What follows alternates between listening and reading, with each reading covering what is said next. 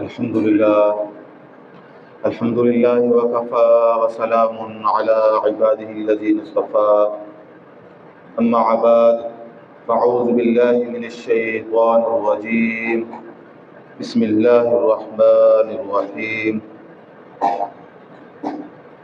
وإذ قال لقمان لابنه وهو يعظه لا بني لا تشرك بالله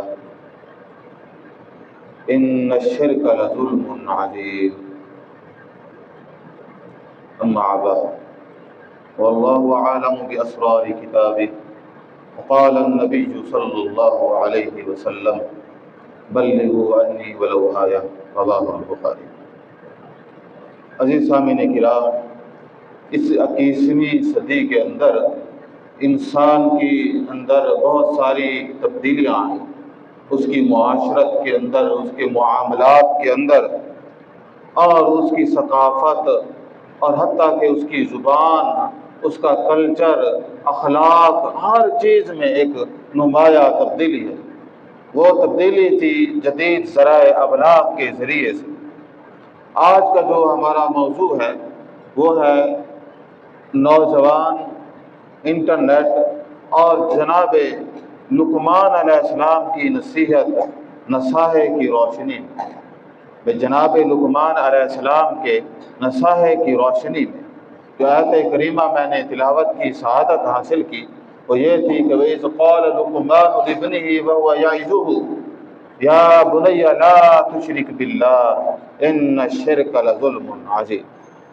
عزیز سامعین کرام، اگر ہم پہلے غور و خوض کریں، تدبر کریں، تو پتہ چلے گا کہ آج کل کے نوجوان، بلکہ نوجوان نہیں، بچے، بڑے، بوڑھے، چھوٹے، بڑے، عورت، مرد، ان کا سب سے زیادہ جو وقت ہے وہ ان ذرائع ابلاغ یا انٹرنیٹ کے اندر استعمال ہو رہا ہے۔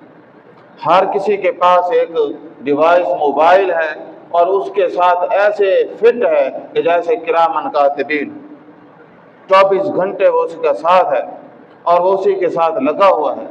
تو یہ بہت ساری اس کے اندر سہولتیں بھی ہیں کہ آپ اپنی بات کو دور تلک پہنچا سکتے ہیں۔ جہاں بے شمار سہولتیں ہیں وہاں بے شمار خطرات بھی ہیں، کہ کیونکہ تفریح کے نام پر، انٹرٹینمنٹ کے نام پر اور مختلف چیزوں کے نام پر ایسا وہ جو ہے وبال آیا ہے، ایسا سمندر چیزوں کا امنڈ آیا ہے کہ نوجوان جو ہے وہ اسی کے اندر غرق ہو کے رہ گئے۔ تو ہر چیز چاہے وہ کچھ بھی ہو، اس کا زیادہ استعمال زہر قاتل بن جاتا ہے۔ تو اس کے لیے ضروری ہے کہ ہمارے اندر وہ ڈسپلن ہو، ہم اپنے اولاد کو کس طرح سے بچائیں۔ بآخر ہم نے اپنی اولاد کو بچانا ہے، کس طرح سے بچانا ہے؟ اور یہ جو اولاد کو بچانا ہے یہ ہماری ایمانی اخلاقی ذمہ داری ہے۔ اللہ جل شانہ نے قرآن مجید کے اندر فرمایا یا ایھا الذین آمنوا قوا انفسکم واہلیکم نارا۔ اللہ جل شانہ نے صاحب ایمان لوگوں کی اس جماعت کو، جو اس دنیا کے سب سے بہترین لوگ ہیں اور اللہ کے قرب والے لوگ ہیں، جس کے اندر ایمان ہوگا وہ گویا اللہ تعالیٰ کی قربت میں۔ ایمان کتنی بڑی نعمت ہے، اور ہم ہر بار اپنے بیانوں میں یہ بیان کرتے رہتے ہیں۔ تو یا ایھا الذین آمنوا، اے صاحب ایمان لوگو، قوا انفسکم، پہلے آپ اپنے آپ کو بچائیں۔ جہاں آپ اپنے آپ کو بچا رہے ہیں وہاں فرمایا وَأَهْلِيكُمْ، اپنے اہل و عیال کو بھی بچائیں۔ سب سے زیادہ انسان خیر خواہ کس کے ساتھ ہوتا ہے؟ اپنی اولاد کے ساتھ، اپنے گھر والوں کے ساتھ۔ تو فرمایا آپ خود بھی بچو، اہل خانہ کو بھی بچاؤ۔ کس سے بچانا ہے؟ فرمایا کہ اس آگ سے بچانا۔ قوا انفسکم واہلیکم نارا، کس سے بچانا ہے؟ اس جہنم کی آگ سے۔ جہنم کی آگ سے بچنا سب سے بڑی کامیابی، اور جہنم کی آگ میں چلے جانا سب سے بڑی ناکامی۔ تو فرمایا کہ اب قرآن مجید کا جامع حکم ہے، کیا اس کے لیے ہم نے کوئی تیاری کی ہے، کوئی عملی اقدامات کیے ہیں؟ کبھی سوچا ہے کہ میں خود کیسے بچوں؟ اور اپنے اہل و عیال کو کیسے بچاؤں؟ پیغمبر صلی اللہ علیہ وسلم نے فرمایا الا کلکم راع وکلکم مسئول عن رعیتہ، ہر آدمی جو ہے وہ نگہبان ہے اور اس کو اس کی رعیت کے بارے میں سوال کیا جائے گا۔ عزیز سامعین کرام، وہ ہم سے بھی سوال کیا جائے گا، اپنی کس کے بارے میں؟ اولاد کے بارے میں، اپنے اہل و عیال کے بارے میں۔ تو ایک آدمی جہاں اس کی اخلاقی اور ایک طبعی فطری ذمہ داری ہے کہ اولاد کے وہ رزق کا بندوبست کرے، خوراک کا بندوبست کرے، وہاں اس کی اخلاقی ذمہ داری ہے کہ وہ کیا کرے، وہ ان کی ایمانیات، ان کے کردار، ان کی ان چیزوں کا بھی بندوبست کرے۔ حتیٰ کہ ہم بطور مسلمان ہماری ذمہ داریاں اس سے بھی زیادہ بڑھ جاتی ہیں۔ ایک بڑا افسوسناک واقعہ جو ہے وہ ایک میں نے سنا، تو وہ یہ تھا کہ ایک رفاع غزہ کے اندر، اب غزہ کی حالت آپ دیکھ لیں کہ انسان برداشت ہی نہیں کر سکتا، اور پھر بھی جو ہے نا ماڈرن دنیا پہ حیف ہے کہ وہ جو ہے پھر بھی اسرائیل لعین کا ساتھ دے رہے ہیں۔ تو یہ ایک وقت کا شیطان ہے، اور وہ دعویٰ کیا نام ابناء اللہ، دعویٰ یہ ہے کہ ہم اللہ کی اولاد ہیں، وَأَحِبَّاءُ، اور حیوان اتنے ہیں کہ وہ جو ہے انسانوں سے ان کے بنیادی حقوق سلب کریں۔ کتنے لاکھوں لوگوں کا یہ قاتل ہیں، دنیا کے اندر معاشی بدحالیوں کا کتنے ممالک میں یہ سبب ہے۔ تو وہاں کا ایک واقعہ رفاع کا ایک غریب نوجوان، وہ ساحل سمندر سے اس نے ایک کتے کو دیکھا اور اپنے ساتھ لے گیا۔ تو وہ جو وہاں پہ کیونکہ خوراک کی کمی ہے، جو بچتا وہ اس کو بھی دیتا، ساتھ پالتا۔ اس نے اس کتے کی تصاویر انٹرنیٹ پہ لگائی۔ اب جب اس نے وہ تصاویر انٹرنیٹ پہ لگائی تو وہ کوئی سویڈن کی جو ہے یا جو تھی یا سویڈش وہ تھی NGO، اس نے رابطہ کیا۔ انہوں نے کہا کہ جو ہے نا ہم نے آپ کے کتے کی تصاویر دیکھی ہیں، تو کیا آپ کے پاس اور بھی تصاویر ہیں تو ہمیں دکھائیں۔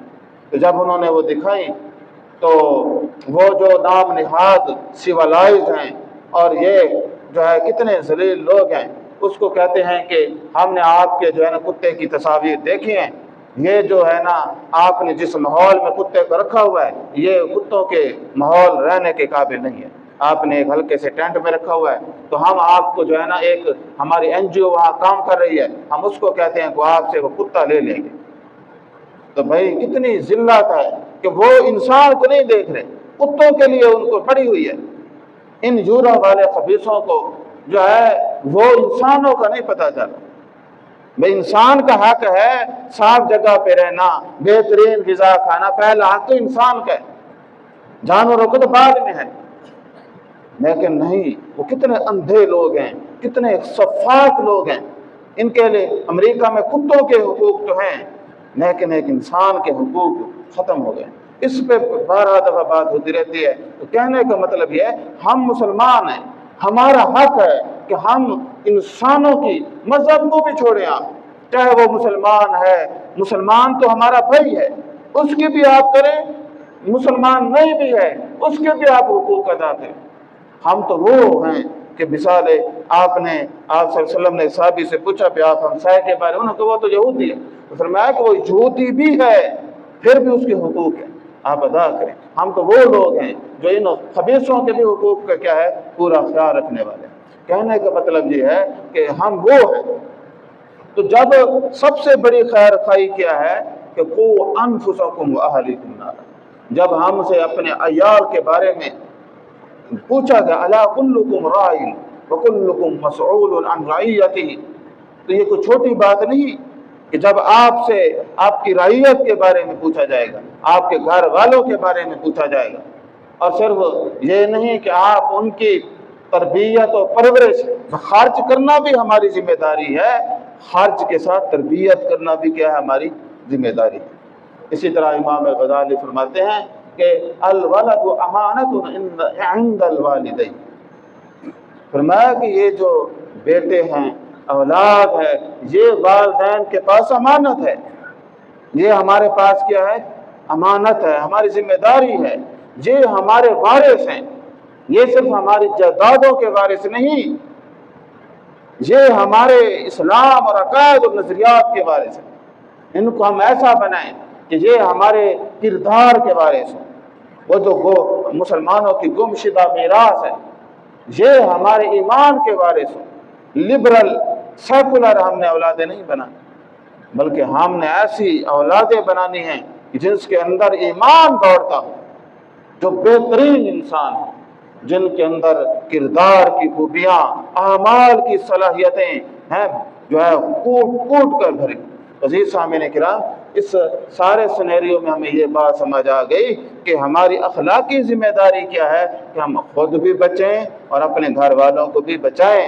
یہ اولاد بھی امانت ہے، یہ ہمارے دین کے وارث ہیں، یہ ہمارے اسلام کے سپوت ہیں، ان کی کیا کریں؟ آپ اسی طرح سے پرورش کریں، بطور مسلمان خوبصورت پرورش کریں۔ اگر اسی میں آپ کامیاب ہو گئے، یہ بھی ایک قدرت کا نظام ہے۔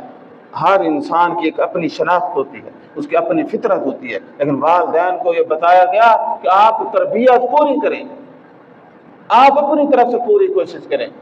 لیکن وہ آگے پھر ہر بندے کی قسمت ہے۔ وہ آزر کی اولاد ابراہیم ہے، نوح علیہ السلام کی اولاد دیکھ لیں کیسی ہے، وہ اللہ کے عذاب کا شکار ہو گئے۔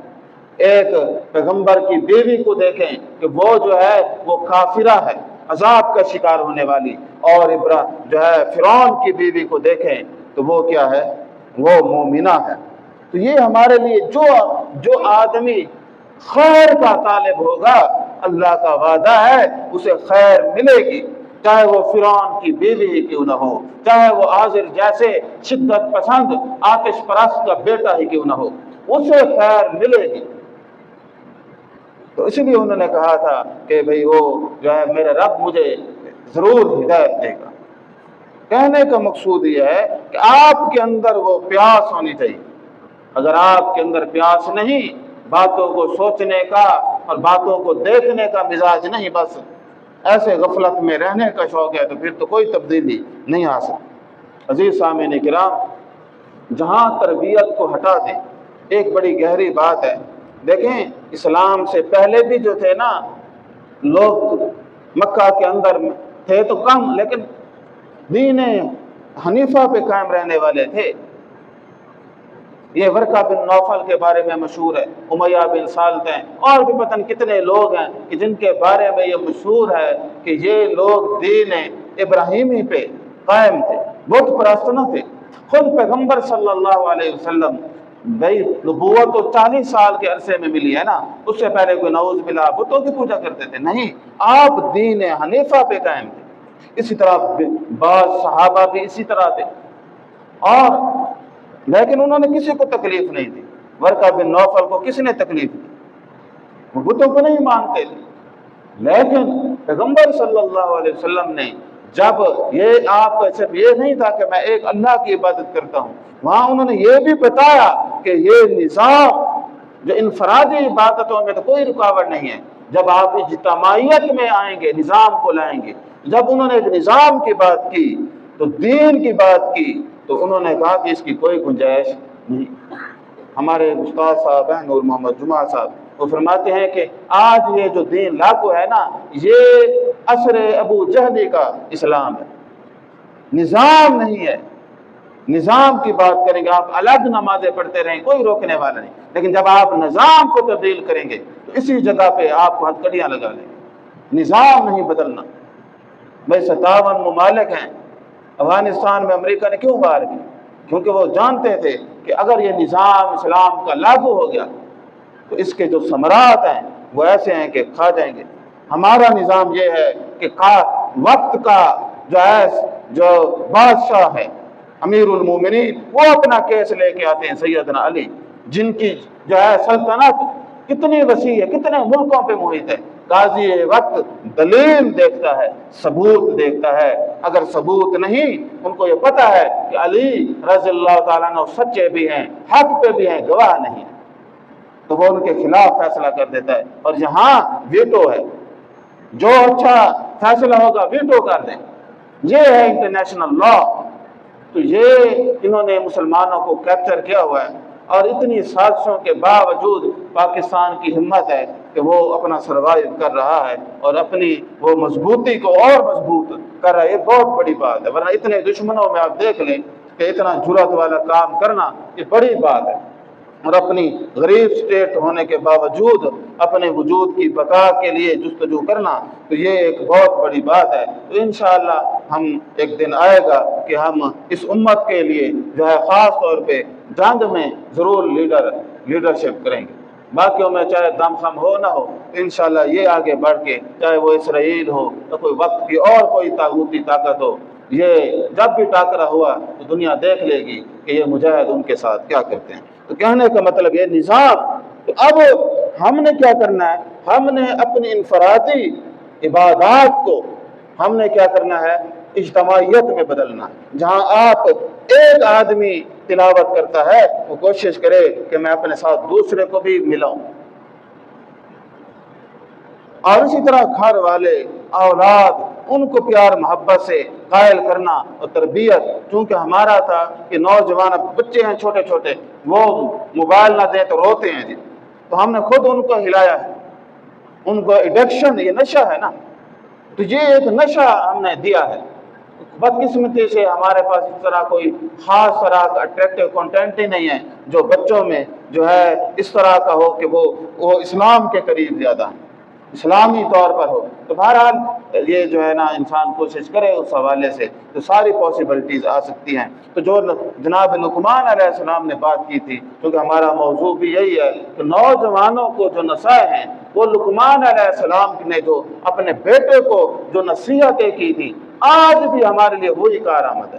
وہ نصیحتیں اللہ تعالیٰ کو اتنی پسند آئیں، اتنی پسند آئی، اس ذات باری تعالیٰ نے ان نصائح کو قرآن جیسی ہدایت کی کتاب جو اربوں لوگوں کے لیے ہدایت کا سامان ہے اس میں بیان کر دیا۔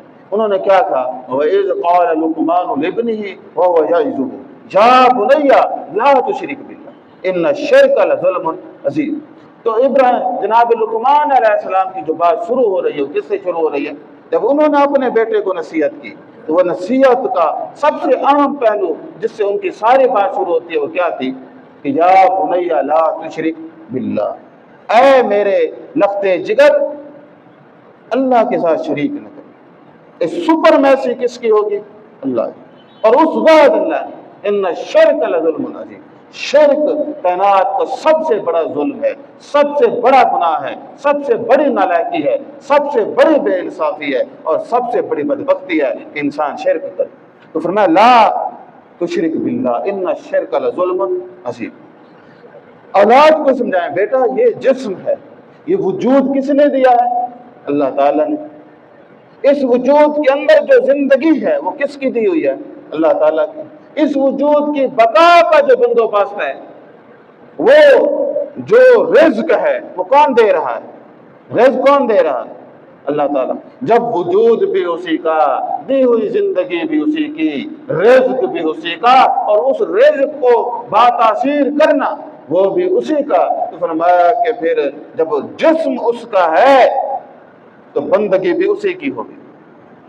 اولاد کو یہ کہیں، یہ نہ سمجھائیں کہ بیٹا میری تابع داری کرنی ہے، اولاد کو بتائیں کہ تم نے اللہ کی تابع داری میں زندگی گزاری، اللہ کی، تم نے جہاں اللہ کا حکم سننا ہے بس رک جانا ہے، وہ سپریم اتھارٹی ہے تمہارے وجود پر، کس کا جو حکم چلے، کس کی حکمرانی ہو؟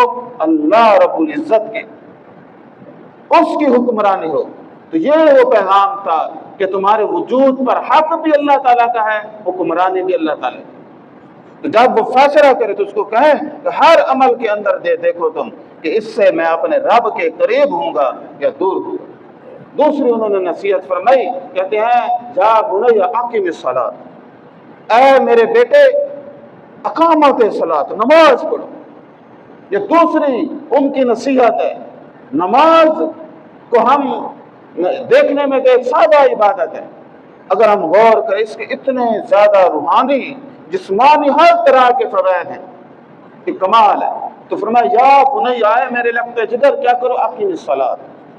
نماز ہمیں نظم سکھاتی ہے، نماز ہمیں ڈسپلن سناتی ہے، وقت کی پابندی ہمیں سکھاتی ہے۔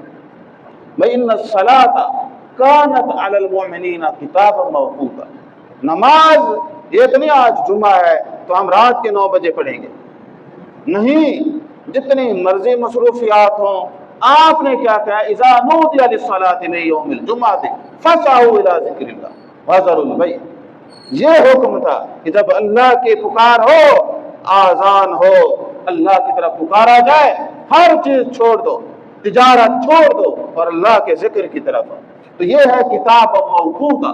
تو انسان نماز پڑھنے والا آدمی ڈسپلنڈ ہوتا ہے۔ اب جس نے صبح کی نماز پڑھنی ہے تو ظاہر ہے کہ اس کو رات کو جلدی سونا پڑے گا، دوپہر کو بھی اس نے اپنا وقت نکالنا، عصر کو، تو اس سے پھر وہ ڈسپلن آ جاتا ہے، نظم اس کی زندگی میں آ جائے گا۔ صرف نظم نہیں، اس کے کردار، جہاں اس کو دیکھیں، نماز تو اللہ تعالیٰ کے قریب کرتی ہے نا چیز، تو یہ اللہ تعالیٰ کی قربت کے یہ ثمرات ہیں تو وہ بے شمار جو اللہ تبارک و تعالیٰ نے اس کے اعزازات بتائے ہیں۔ فرمایا ان الصلاۃ تنہی عن الفحشاء والمنکر۔ اب اس اللہ تعالیٰ کی پاک عبادت کرنے کا اثر یہ ہے، فرمایا کہ اس کے اندر یہ توفیق اور طاقت ہوگی کہ وہ منکر سے، برائیوں سے باز رہے، اس کے اندر یہ طاقت ہوگی کہ وہ فحاشی اور یعنی سے دور رہے، اس کے اندر یہ طاقت ہوگی کہ وہ ڈسپلنڈ ہوگا، اوقات کا صحیح استعمال کرنے والا ہوگا۔ اور پھر آپ دیکھ لیں، ہمیں نماز کی ضرورت ہے۔ میں 18 سال سے جمعہ پڑھا رہا ہوں اور یا میں 50 سال سے بھی پڑھا رہا ہوں، تو کیا میرے اندر یہ اسلام نے اجازت رکھی ہے یا میں کوئی مجتہد آ جائے تو نماز کی حرکات کو بدل سکتا ہے؟ میں پہلے رکوع کر لیں پھر سجدہ کر لیں، قیام بعد میں کریں گے، کوئی ہے جو نماز کی حیت کو بدل دے؟ کسی کے پاس اتھارٹی نہیں ہے، کوئی ایک کائنات کا فرد نہیں جو نماز کی شکل کو بدل سکے، نماز کے اوقات کو بدل سکے، کسی کے اندر یہ اتھارٹی نہیں ہے۔ یہی شریعت الہیہ ہے کہ جو آسمان سے اتری، کوئی بدلنے کی جرات نہیں کر سکتا۔ اگر کوئی بدلنے کی کوشش کرے گا تو وہ ایسا آدمی ہے جو تحریف کرنے والا ہے، اور وہ سب سے زیادہ بدبخت آدمی ہے اگر وہ اس طرح کی کوئی کوشش کرتا ہے۔ جہاں نماز اسے وقت کا پابند بناتی ہے، وہاں اسے قاعدہ اور کلیہ سکھاتی ہے کہ ہاں جیسے نماز میں داخل ہونا ہے، آپ ذرا موازنہ اور تقابل کریں۔ ایک طرف حج ہے، 25 لاکھ لوگ کھڑے ہیں، ایک ہی طرح کا لباس ہے، یہ کوئی چھوٹی بات نہیں ہے، ایک ہی رنگ کا اور ایک ہی ڈیزائن کا لباس ہے، سب نے چادر اوڑھی ہوئی ہے۔ پھر جب اللہ اکبر کی صدا آتی ہے تو سارے اس صدا پہ لبیک کہتے ہیں۔ رکوع ہوتا ہے تو 30 لاکھ آدمی رکوع میں چلا جاتا ہے۔ دنیا میں آپ ہندوؤں میں دیکھیں، یہ بنارس، کاشی اور وارانسی میں میلے ہوتے ہیں، تو ان کے آپ دیکھیں، وہ وارانسی شہر کو آپ دیکھیں گندگی اور عفونت سے بھرا ہوا ہے، صفائی کا بھی کنٹرول نہیں ہے، وہ ماں پنڈت ہیں، وہ جو ہے وہ نہاتے تک نہیں، اور اس کے بعد انہوں نے 100 طرح کے رنگ وہ انسانوں کی جو ہے نا وہ جلا کے ان کی سوا کو اور خاک کو وہ جو ہے نا انہوں نے سفید رنگ کے بنائے ہیں، لکیریں پورے چہرے پہ ملا ہوا ہے، اور انسان کے وہ ارتیاں وہ کھا جاتے ہیں، ان کی جو ہے سوا کو کیا کرتے ہیں، راکھ کو کیا کرتے ہیں، وہ گندگی کے ڈھیر۔ اور ہمارا دیکھیں تصور، صفائی، آپ کی نماز صفائی کے بغیر نہیں ہو سکتی۔ آج سے آپ دیکھیں، یہاں کبھی کوئی سول آدمی ہو نا، وہ کیا کرتا ہے، کوئی امیر آدمی وہ کیا کرے گا، صاف کپڑے پہنے گا اور خوشبو لگائے گا۔ آج سے 200 سال پہلے کا تصور دیکھیں، اسلام نے کہا ہر بندہ جمعے والے دن صفائی بھی کرے، صاف کپڑے بھی پہنے، خوشبو بھی لگائے۔ ہر کسی کو سیولائز کیا، یعنی خوشبو لگانا تو ہر بندے کو سکھا کہ اہتمام کرنا ہے، خذوا زینتکم عند کل مسجد، تو یہ نہیں منہ اٹھا کے آ جانا ہے، بلکہ پتہ چلے کہ میں آیا ہوں۔ تو نماز ہمیں صفائی دیتی ہے کہ آپ کے ہاتھ صاف ہوں، آپ کا چہرہ صاف ہو، جسم صاف ہو، لباس صاف ہو، جگہ صاف ہو۔ تو یہ کتنی بڑی بات ہے کہ یہ ایک نماز ہے جو انسان کے اندر صفائی کا تصور بھی پیدا کر رہی ہے، جو انسان کے اندر جو ہے وہ وقت کی پابندی کا تصور بھی پیدا کر رہی ہے، جو انسان کے اندر مستقل مزاجی اور نظم کبھی کیا ہے تصور پیدا کر رہی ہے، اور اس کے اندر توجہ، یہ توجہ فوکس، یہ نہ ایک خاص طرح کی بیماری ہے نفسیاتی کہ انسان کیا ہے کسی بات پہ فوکس نہیں کر سکتا. یہ کمزوری ہے دماغ کی. یہ جو کمزور اعصاب کا مالک ہوتا ہے نا، وہ فزیکلی نہیں ہوتا، وہ دماغی ہوتا ہے. یعنی وہ آپ میری بات سن رہے ہیں، مجھے لگ رہا ہے سن رہے ہیں، لیکن آپ اور کئی ہواؤں میں. تو یہ ہے فوکس نہیں کر سکتا. یہ جو سوشل میڈیا ہے، اس کی ایک خرابی یہ ہے، اس نے جو فوکس تھا نا اس کو توڑ دیا.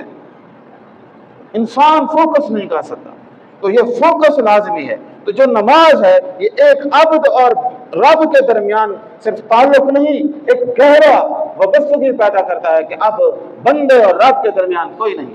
لیکن بدقسمتی سے آپ ہماری نماز دیکھیں، اس نماز میں کتنے خیالات ہیں. نماز میں حاضری چاند 5% ہے، 95% پتہ ہی نہیں ہے میں کہاں تھا. ہر خیال کو ویلکم کرتا ہے، ہر خیال پہ وہ سوچتا ہے. یہ نماز ہو گئی. تو کیا یہ نماز ہو گئی ہے؟ فوکس نہیں کرتا. تو یہ نماز ہمیں سکھاتی ہے. دیکھیں اگر ہم خالی ایک نماز بھی صحیح کر لینا، زندگی کی بہت ساری چیزیں ہم صحیح کر لیں. اس کی وجہ کیا ہے کہ یہ صلاحیت ایسی مضبوط ہے، اگر آپ فوکس کرنا شروع کر دیتے ہیں تو پھر آپ دنیا کا ہر علم فوکس سے آتا ہے، وہ آپ حاصل کر لیں گے. اور آپ کی مستقل مزاجی اتنی ہوگی. کتنے لوگ ہیں، مثلا ہم سارے بیٹھے ہیں، تو کتنے لوگ ہیں جنہوں نے کبھی اپنی آخرت کے بارے میں سوچا میں کہاں جاؤں گا؟ کبھی کسی نے 1 منٹ کے لیے شاید سوچا ہو، لیکن کیا اس نے 10 منٹ سوچا ہے؟ میں شور کہتا ہوں نہیں سوچا ہوگا. اس کی وجہ ہے کہ ہم فوکس کرتے ہی نہیں ہیں. اور خاص طور پہ ایسی چیز جس کے ہم ملزم ہوں، مرجرم ہوں، اس کے تو ہم ویسے نہیں سوچتے. اگر اسی بات کو ہم سوچیں، اللہ تبارک و تعالیٰ نے کیا فرمایا؟ وَلَا تَقْفُ مَا لَيْسَ لَكَ بِهِ عِلْمٌ إِنَّ السَّمْعَ وَالْبَصَرَ وَالْفُؤَادَ كُلُّ أُولَٰئِكَ كَانَ عَنْهُ مسؤولا. فرمایا کہ فضول یعنی باتوں میں اپنے دماغ مت دوڑانا، ایسی باتوں کے پیچھے نہ پڑنا، تمہارا فوکس ہو. ان السمع، تمہارے یہ سماعتیں ہیں اور جو تمہاری آنکھیں ہیں، والبصر والفؤاد، جو تمہارے دل ہیں یعنی خیالات، ان کے بارے میں ہم تم سے پوچھیں گے. ان کے بارے میں پوچھیں گے.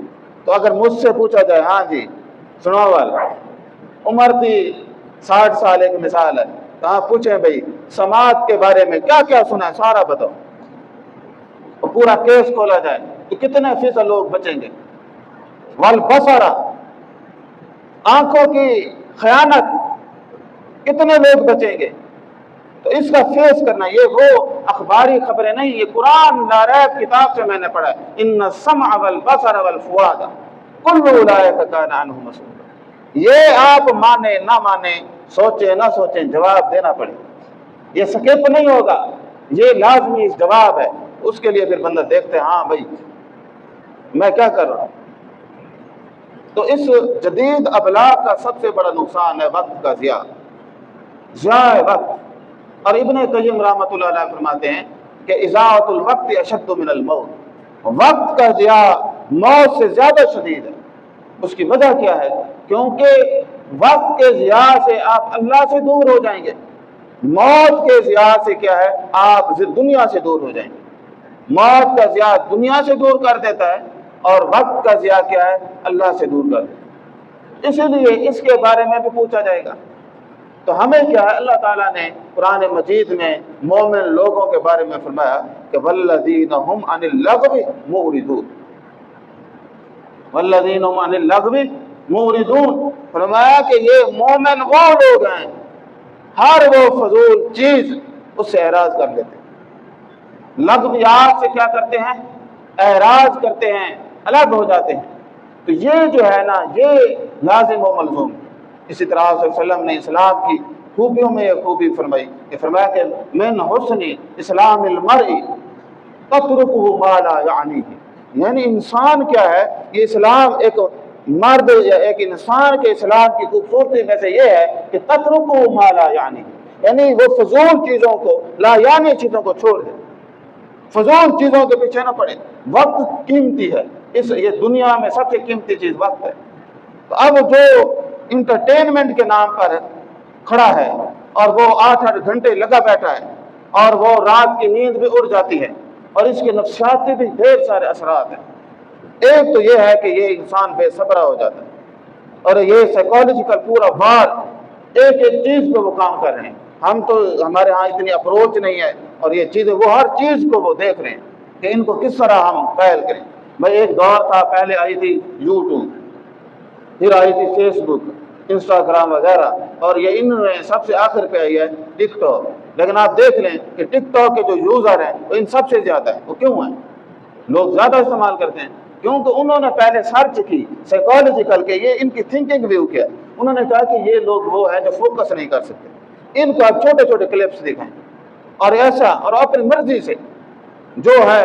اور ظاہر ہے کہ یہ جو انسان کے اندر جو ہے نیپاڈونز، یہ جو ہے نا، یہ اس کے جو ہارمون ہیں یہ ایکٹیو ہو جاتے ہیں، وہ مزہ آتا ہے، وہ کہتے ہیں دیکھتا رہو. اچھا، پھر اس کی طبیعت کے اندر بے صبری آ جاتی ہے. اب وہ بے صبری ہے یا وہ عدم برداشت ہے، وہ انہی چیزوں سے آ جاتی ہے. آپ دیکھ لیں نوجوان کو 15 منٹ بٹھا کے دکھائیں، وہ ٹک کے بیٹھے گا نہیں. اسی کے ہاتھ میں، چھوٹے بچے کے ہاتھ میں موبائل دکھائیں، وہ آرام سے لیٹ کے 2 گھنٹے موبائل دیکھتا رہے گا، وہ ہلے گا نہیں. کیوں؟ اس کو فوکس وہ چیزیں ہیں. تو ہم نے پہلے اپنے بچوں کو بتانا ہے کہ بیٹا یہ جسم امانت ہے، یہ اللہ کی حاکمیت میں رہے گا، اور نماز پہ لگانا ہے تاکہ وہ ان کے اندر نظم ہے، ڈسپلن ہے، ان کے اندر تربیت ہے، وقت کی پابندی ہے. کیونکہ نماز کوئی بھی وقت کے بغیر ہوتی ہے. ہر نماز ان الصلاۃ کانت علی المؤمنین کتابا موقوتا، یہ جو ہے وقت مقررہ پہ نماز ہے. تو ان چیزوں پہ آپ ان کو لائیں. پھر فرمایا کہ وامر بالمعروف، یہ جو ہے نا اچھائی کا حکم دینا، یہ بڑا لازم ہے، یہ ہماری سب کی ذمہ داری. وامر بالمعروف، لوگوں کو بھلائی. مثلا یہ تقریر بھی ایک بھلائی کا ہے، لیکن یہ محدود ہے چند لوگوں تک. اگر آپ سارے بھلائی کے کام میں شریک ہو جائیں گے تو یہ بھلائی کتنی زیادہ عام ہو جائے گی، روشن ہو جائے گی. آپ جہاں بیٹھیں لوگوں کو مثبت. اب ایک آدمی نے کوئی برائی کی ویڈیو لگائی، آپ اس کو لائک بھی کرتے ہیں، شیئر بھی کرتے ہیں، تو بھائی ان اپلیکیشن کا الگورتھم بھی یہی ہے، تو وہ کیا ہوں گی؟ وہ اور پھیلیں گے. اچھی کو تو آپ دیکھتے بھی نہیں ہیں، تو نتیجہ کیا نکلے گا کہ وہ اور چیزیں پھیلتی جائیں گی. وامر بالمعروف کا معنی ہے کہ آپ ایک فلٹر ہے ہمارے پاس، اچھائی کو لگانا، اچھائی کی طرف. اب آپ جس چیز کو دیکھتے ہیں وہ بار بار اسی عنوان کی چیزیں آنے لگتی ہیں. کہنے کا مطلب یہ ہے کہ معروف کے اوپر فوکس ہے. آپ کوئی ایسا منفی کمنٹس نہ کریں. اب تو خیر گورنمنٹ آف پاکستان نے بھی دیر آئے درست آئے فوکس کیا ہے. جتنے لوگ تھے جو گالیاں دیتے ہیں سوشل میڈیا پر، بے حیائی اور اس طرح کے غلط جو معاشرے کو تباہ کرنے والے کنٹینٹ ہیں وہ کرتے ہیں، تو ان کے اوپر وہ ایسا ایسا جو ہے نا وہ شکنجہ کس رہے ہیں. اس کے بھی معاشرے میں اثرات ہوں گے اور مثبت اثرات ہوں گے. تو کئی ہم نے ایسے دیکھے ہیں. تو ایک آدمی تھا، اس نے جو ہے نا ایک عورت کو چھیڑا، تو وہ ویڈیو میں آ گیا، تو خیر انہوں نے پکڑ لیا، تو انہوں نے اسی ہاتھ پہ فیر مار دیا. پھر اسی کو بیان دلوایا وہ میرے ہاتھ سے خود چلا ہے، حالانکہ وہ خود انہوں نے مارے. اور انہوں نے پیغام دیا کہ اگلی دفعہ کو پکڑا گیا نا تو ہم ایسے کریں گے. معاشرے میں حکومت کی بنیادی ذمہ داری ہے کہ وہ پہلے خاص طور پہ جو بے حیائی اور یہ بد زبانی، یہ جو آدمی بد زبان ہے نا، آپ نے اس کا نام لکھ لیں اپنی ڈائری پہ، اس کی موت کا آپ وقت دیکھیں. بد زبان آدمی تڑپ تڑپ کے مرتا ہے. گندی زبان بولنے والا آدمی کی موت آسان نہیں ہے. بد زبانی گندگی ہے، نفرت انگیزی گندگی ہے. تو آپ ذرا حساب سے وامر بالمعروف ونہا عن المنکر. تو آپ نے پھر کیا کرنا ہے؟ لوگوں کو برائی سے، تو ظاہر ہے کہ وہ برائی سے روکنے سے پہلے نیکی پہ اوپر کھڑا ہونا ضروری ہے. اگر آپ نیکی کے اوپر کھڑے نہیں ہیں، برائی سے روکیں گے، آپ جو ہے نا آپ کو پتہ نہیں ہے دوسروں کو نصیحت کرتا ہے، تو پہلے آپ تھوڑا سا مورل جو نمونہ بن جائیں، اس کے بعد لوگوں کو کیا کریں؟ وَاصْبِرْ عَلَىٰ مَا أَصَابَكَ. یہ بڑی خوبی ہے کہ انسان صابر ہو. صبر کوئی چھوٹی خوبی نہیں، یہ ایسی معاون ہے کہ ہر نیکی کو کرنے کے لیے، ہر برائی کو چھوڑنے کے لیے. اور اللہ تبارک و تعالیٰ نے کیا فرمایا؟ کوئی تکلیف ہے، وَاسْتَعِينُوا بِالصَّبْرِ وَالصَّلَاةِ. استعینوا بالصبر، دونوں طرح سے فرمایا کہ آپ نے کوئی آپ کو مدد کی ضرورت ہو تو پہلے صبر کریں، پھر آپ نماز میں جت جائیں. نماز اللہ کے قریب کرتی ہے جس نے مشکلات کو یہ حال بتایا. ہم نے یہ اس کو چھوڑ کے اب دوسرے حال بنا لیے. شرکیہ افعال ہیں، ڈھیر ساری چیزیں وہ ہم نے بنا لی. تو عزیز سامعین کرام، تو یہ بھی ہم نے یہ دیکھنا ہے کہ انسان اس حوالے سے کسی طرح غافل نہ ہو. اور جب یہ کرے گا، دوسرا ہے کہ لا ولا تصائر خدک للناس، کہ فرمایا کہ تم منہ کھلا کے نہ بیٹھنا. بھائی اللہ تعالیٰ نے تمہیں کسی طاقت سے نوازا ہے نا، تو غرور نہ کرنا اور منہ نہ بنانا. ولا تمشی فی الارض مرحا، اور اس زمین کے اوپر اکڑ کے نہ چلنا. تم سے پہلے بڑے بڑے ہم نے پیدا کیے، بلکہ بعض تو فرمایا لم یخلقہ مثلھا فی البلاد، ہم نے ان کو جو پہلے والوں کو پیدا کیا نا، ان جیسے ہم نے بنائے کبھی نہیں. لم یخلقہ مثلھا فی البلاد، یعنی ایسے لوگ تھے کہ ان کی کاپیاں بھی نہیں ہیں. یہ ایسے تو فرمایا کہ یہ یاد رکھنا کہ تکبر نہ کرنا، منہ نہ پھلانا، بد اخلاقی نہ کرنا، اور زمین کے اوپر تکبر سے دندناتے نہ پھرنا. ان اللہ لا یحب کل مختال فخور، اللہ تعالیٰ ہر تکبر کرنے والے شوخی خیرے کو پسند نہیں کرتے. جس کو اللہ نہ پسند کرے وہ جنت میں چلا جائے گا. جو اللہ تعالیٰ کا پسند والا بندہ ہی نہیں ہے تو وہ کہاں جائے گا؟ وہ آخرت میں جہنم کے اندر جائے گا. تو عزیز سامعین کرام، تو اب یہ بتایا کہ جو جناب لقمان علیہ السلام نے نصیحت کی تھی کہ یا بنیا لا تشرک باللہ، اس سے سبق ملتا ہے کہ سپریم اتھارٹی کون سی ہے؟ اللہ تعالیٰ کی. اولاد کی تربیت ایسے کریں، اس کو کہیں بیٹا وجود بھی اللہ کا ہے، وجود کی طاقت بھی اللہ کی ہے، مہلت بھی اللہ تعالیٰ کی ہے، حاکمیت بھی اللہ تعالیٰ کی. ایسا کام مت کرنا جو اللہ تعالیٰ کے جو ہے اس کی رضا کے خلاف. اور یا بنیا اقیم الصلاۃ، اے میرے لگتے جگر نماز کو قائم کرنا. نماز انسان کو ڈسپلن سکھاتی ہے، نظم سکھاتی ہے، وقت کی تربیت، اس کے اندر صبر کا ایلیمنٹ پیدا کرتی ہے، مستقل مزاجی پیدا کرتی ہے. نماز کو ایک دو دن کا کام تھوڑا ہے. تو اس کی بے شمار خوبیاں ہیں، حتیٰ کہ اس کے جسم پر اثرات ہیں، صحت پر اثرات ہیں، اس کے اخلاق پر اثرات ہیں، ایمان پر اثرات ہیں، ہر چیز پر اس کے پروف اثرات ہیں. لیکن انسان اللہ سے بات کرتا ہے تو اس کا ایک اللہ تعالیٰ سے تعلق بنے گا نا، یہ کتنی بڑی بات ہے. تو اس حوالے سے، اور اوپر سے پھر وہ جو ہے وضو کرے گا تو وہ پورا جسم بھی پاک ہوگا اس کا، اور اس کو جسمانی اخلاقی ہر طرح سے پاکی نصیب ہوگی. اور دوسری یہ بات بتائی یا ایھا الذین آمنوا قولوا قولا سدیدا، تو فرمایا اے صاحب ایمان لوگوں سیدھی بات کرنا. تو آج بھی یہ میڈیا ہو یا کچھ ہو، بات آپ کریں سیدھی، لے ملاوٹ منافقت سے پاک، سیدھی خیر خواہی کی بات کریں. قولوا قولا سدیدا، بھائی کیا بات کرنی ہے آپ نے؟ قولوا قولا سدیدا، سیدھی بات کریں. تو یہ اخلاق کی تربیت دی گئی. چلاکیاں، فراڈ، یہ انسان کو وقتی طور پہ کوئی فائدہ ہو سکتا ہے لیکن اس کی کردار کا قاتل ہے. فرمایا اگر تم نے قولوا قولا سدیدا پہ عمل کیا نا، یصلح لکم اعمالکم ویغفر لکم ذنوبکم، ہم کیا کریں گے؟ ہم تمہارے اعمال کو درست کر دیں گے. ایک سیدھی بات کہنا آسان ہے نا، لیکن فرمایا اس کا اجر دیکھو کہ ہم تمہاری زندگی کے اعمال کو درست کر دیں گے. وَيَغْفِرْ لَكُمْ ذُنُوبَكُمْ، معاشرے کے اندر بھلائی کی بات، نفع کی بات، بہترین بات فرمایا کہ ہم کیا کریں گے؟ یُصْلِحْ لَكُمْ أَعْمَالَكُمْ وَيَغْفِرْ لَكُمْ ذُنُوبَكُمْ، تمہارے گناہوں کو بھی کیا کر دیں گے؟ ہم معاف فرما دیں. عزیز سامنے نکلے یہ اس کی کیا ہے؟ برکات ہے. تو بھائی بطور والدین ہماری بہت بڑی ذمہ داری ہے کہ ہم اجتماعیت، اپنے اولاد کی تربیت پہ فوکس کریں، وہ خاص طور پہ اخلاقی تربیت پہ. تو وہ اگر آپ کو پاس ہو گئے، بھئی ہماری وراثت ہمارے اولاد ہیں، وارث تو وہی ہیں. اگر وہ ہم نے ایسے وارث پیدا کر دیے جو اسلام پر کاربند ہوئے، وہ ہمارے صدقہ جاریہ ہیں. اگر وہ ایسے وارث ہوئے کہ جو بس مادہ پرست ہیں، بس دولت اور ان چیزوں کے پیچھے، ان کا کیا نتیجہ نکلے گا؟ وہ پھر آج اسلام کا حال یہ ہے، اگر یہ والے آ گئے تو اس سے بھی برا کر دیں گے. اس حوالے سے ہر آدمی کو چاہیے کہ وہ اجتماعیت کے اندر جو ہے نا اپنے معاملات کرے. تو اگر وہ نہیں ہوگی تو اس کا پھر معاملہ اور ہوگا. اب ہم نے اس کے کچھ خطرات بھی جو ہے نا لکھے ہیں وہ بھی ہم دیکھتے ہیں کہ وہ اس طرح سے جو کیا ہے۔ اب یہ خاص طور پہ نوجوان طبقہ ہے، نماز کو آپ دیکھیں گے، نماز میں سستی، قرآن میں سستی۔ اچھا قرآن کے حلقے ہوتے ہیں، یہاں پہ بھی درس ہے اور آج سے شروع نہیں ہے بھائی، یہ کتنے سالوں سے 70 سال ہو گئے ہیں، اور بیچ میں کہیں تھوڑا بہت ختم ہوا ہوگا، لیکن یہ 70-74 سالوں سے جاری ہے۔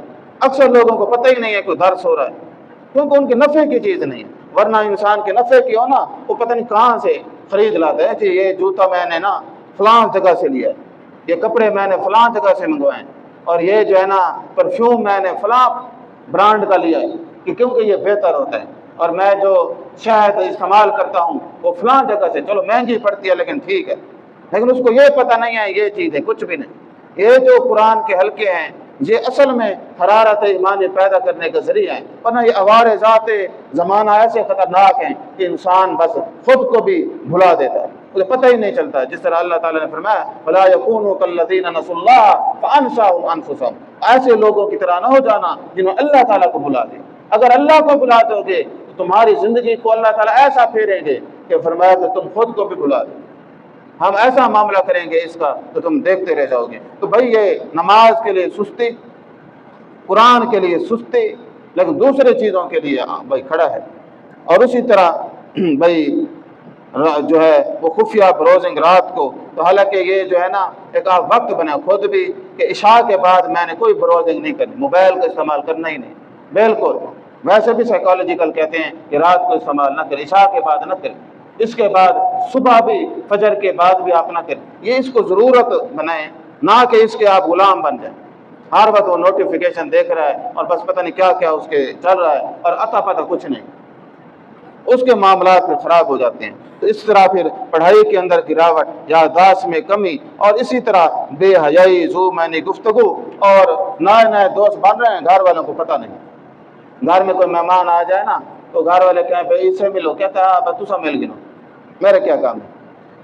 تو اب یہ ہے، اور وہ 8ویں خطے یا بر اعظم میں رہتا ہو جو میرا دوست بنا ہوا ہے، تو گھر والے کے جو حقوق ہیں آپ کی فیملی کے، ان کا آپ کو پتہ نہیں ہے، وہ رشتہ داروں سے ملنا گوارا نہیں کرتا، یہ بیٹھنا گوارا نہیں کرتا، لیکن وہ باقی وہ پہ لگا ہوا ہے۔ تو یہ بھی ایک طرح کی نیگیٹیوٹی ہے۔ اور اسی طرح حقیقت سے گریز، وہ 24 گھنٹے وہ ورچوئل دنیا جو غیر حقیقی دنیا اسی میں لگا رہے گا۔ جسمانی بھی کمزوری آپ دیکھ لیں، ٹائم سینس، ہر چیز پہ اس کے میڈیکلی ہر طرح کے اثرات ہیں۔ تو ہمیں چاہیے کہ ہم اولاد کے لیے ایک مثبت پروگرام ترتیب دیں، اولاد کے لیے بھی اور خود کے لیے بھی۔ کتابیں پڑھیں، اس سے زیادہ علم سالڈ ہے، یہ بھی معلومات کا ایک حد تک ذریعہ ہیں، لیکن یہ پھر اس کے اور بھی عوارضات ہیں۔ تو سب سے بڑی عقل مندی ہے کہ آپ سلیکٹیو انفارمیشن کلیکٹ کریں، یہ نہیں ہر چیز جو آئے وہی کریں۔ تو اس کا ایک میں نے مضمون پڑھا تھا، اس سارے مضمون کا خلاصہ یہ 2 لفظ تھے۔ وہ کہتے ہیں کہ یہ آج میڈیا جو ہے یہ ایک ریور بنایا، وہ چیز انسان کی جو سوچ میں ڈالنا چاہتے وہ پیش کرتے ہیں، وہ لوگوں کو، دماغوں کو انہوں نے کیا کیا ہوا ہے، ہائی جیک کر لیا، وہ پیش کرتے ہیں جو کہتے ہیں یہ سوچیں، ہم انہیں کی طرح سوچ رہے ہیں۔ تو کہتے ہیں ریور سے ہٹ کے آپ سوچیں کہ ہسٹری کو دیکھیں، چیزوں کو دیکھیں، پھر انشاءاللہ اس کے مثبت اثرات ہوں گے۔ تو بھائی یہ زندگی ہے، زندگی قیمتی ہے، اور اضاعت الوقت اشد من الموت ہے، کہ وقت کا ضیاع کیا ہے، یہ موت کے نقصان سے بھی زیادہ سخت ہے۔ تو انسان مثبت صلاحیتوں میں اپنا وقت گزارے، ایسی چیزیں جو انسان کے اخلاق کو تباہ کرتی ہیں، کردار کو تباہ کرتی ہیں، اور سمجھتا ہے کوئی مجھے نقصان نہیں ہو رہا، تو چلو تیرے وقت کا بھی ضیاع کر رہی ہیں نا، یہ بھی بہت بڑا نقصان ہے۔ اس سے اللہ تبارک و تعالیٰ ہمیں بچنے کی توفیق عطا فرمائے۔ وآخر دعوانا